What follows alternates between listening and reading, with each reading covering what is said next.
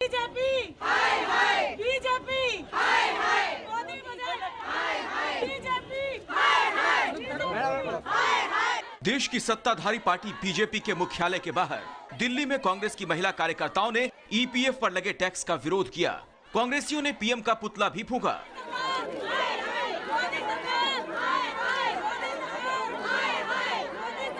चोरों से टैक्स नहीं लेंगे, चोरों से काला धन नहीं देंगे, वो आपको नहीं देंगे, मगर जो बेचारा पूरी अपनी जिंदगी देता है, सैलरी देता है, ऑनेस्टली अपना काम करता है, उसको कहते हैं आपके लिए फेयर एंड लवली स्कीम नहीं, आपसे हम टैक्स लेंगे। कांग्रेस समेत पूरा विपक्ष प्राइवेट कर्मचारियों की बचत योजना ईपीएफ पर लगे टैक्स का विरोध कर रहा है। मैं ये मानता हूं कि ईपीएफ को नहीं छेड़ना चाहिए। ये मेहनतकश लोगों का और कोई बहुत बड़े लोग नहीं है, ये उनका पैसा है, इसमें धंधा और बिजनेस करने का खेल नहीं करना चाहिए।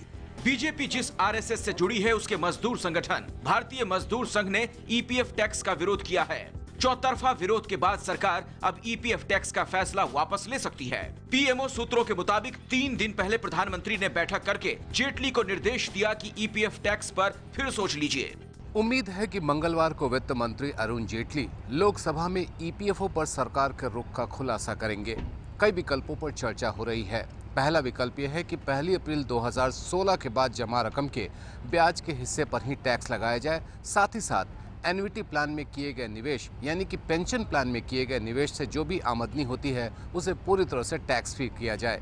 एक विकल्प ये भी है कि इस प्रस्ताव को पूरी तरह से रोल बैक कर लिया जाए। आखिरी फैसला मंगलवार को पता चलेगा। बजट में वित्त मंत्री ने ईपीएफ से 60% रकम निकालने पर टैक्स का ऐलान कर दिया था। इसके बाद वित्त मंत्रालय ने सफाई दी थी कि टैक्स सिर्फ 60% के ब्याज पर ही लगेगा, लेकिन वित्त राज्य मंत्री ने फिर वित्त मंत्री की बात दोहरा दी कि टैक्स पूरे 60% रकम पर लगेगा। इस कंफ्यूजन के बाद वित्त मंत्री ने कहा था कि संसद में ही सरकार तस्वीर साफ करेगी और अब प्रधानमंत्री के दखल के बाद लग रहा है कि ईपीएफ पर टैक्स वापस ले लिया जाएगा।